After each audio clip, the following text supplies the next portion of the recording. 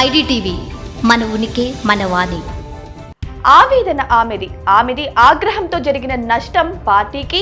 ఇప్పుడు తెలంగాణ రాజకీయాల్లో ఎక్కడ చూసినా కొండా సురేఖ కామెంట్స్ మీద చర్చ జరుగుతుంది. తనపై సోషల్ మీడియాలో ట్రోల్స్ చేస్తున్నారని ఆవేదనతో బీఆర్ఎస్ వర్కింగ్ ప్రెసిడెంట్ కేటీఆర్ ను టార్గెట్ చేసే క్రమంలో నాగార్జున కుటుంబాన్ని రాజకీయాల్లోకి లాగారు కొండా సురేఖ.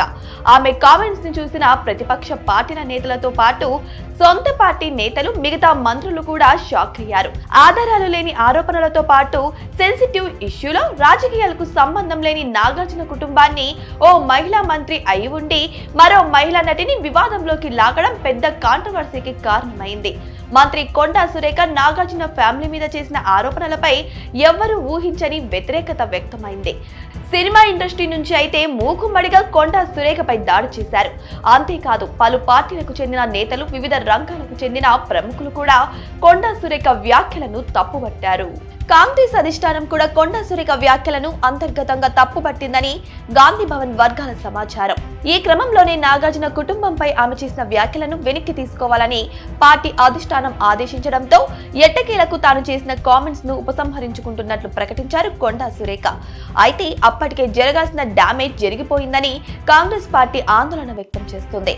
వివాదం అంతటితో ముగుస్తుందనుకున్న సమయంలో నాగ చైతన్య, సమంత విడాకులపై మరోసారి కొండా సురేఖ మాట్లాడడం తీవ్ర విమర్శలకు దారితీస్తోంది. దీంతో మంత్రి కొండా సురేఖ వ్యవహారం ప్రభుత్వానికి, కాంగ్రెస్ పార్టీకి ఇబ్బందికరంగా మారిందని చర్చ నడుస్తోంది. ఈ పరిణామాలన్నింటిపై సీఎం రేవంత్ రెడ్డి ఆందోళన వ్యక్తం చేశారని తెలుస్తోంది. ప్రజాపాలన పేరుతో విప్లవాత్మకమైన నిర్ణయాలతో ముందుకు వెళ్తున్న క్రమంలో ఇలాంటి వ్యాఖ్యలతో ప్రజల్లోకి తప్పుడు సంకేతాలు తీసుకెళ్తాయని సీఎం రేవంత్ అభిప్రాయపడినట్లు పార్టీ వర్గాలు చెబుతున్నాయి.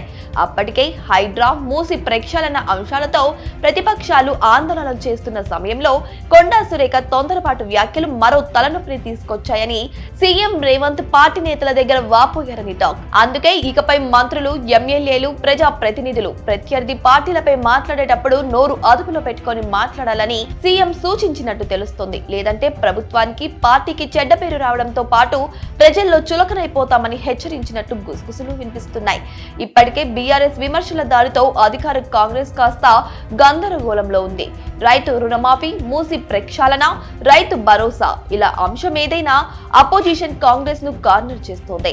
కాంగ్రెస్, బీఆర్ఎస్ మధ్య పొలిటికల్ డైలాగ్ వార్ నడుస్తున్న సమయంలో కొండా సురేఖ చేసిన కామెంట్స్ తీవ్ర ప్రకంపనలకు దారితీసింది.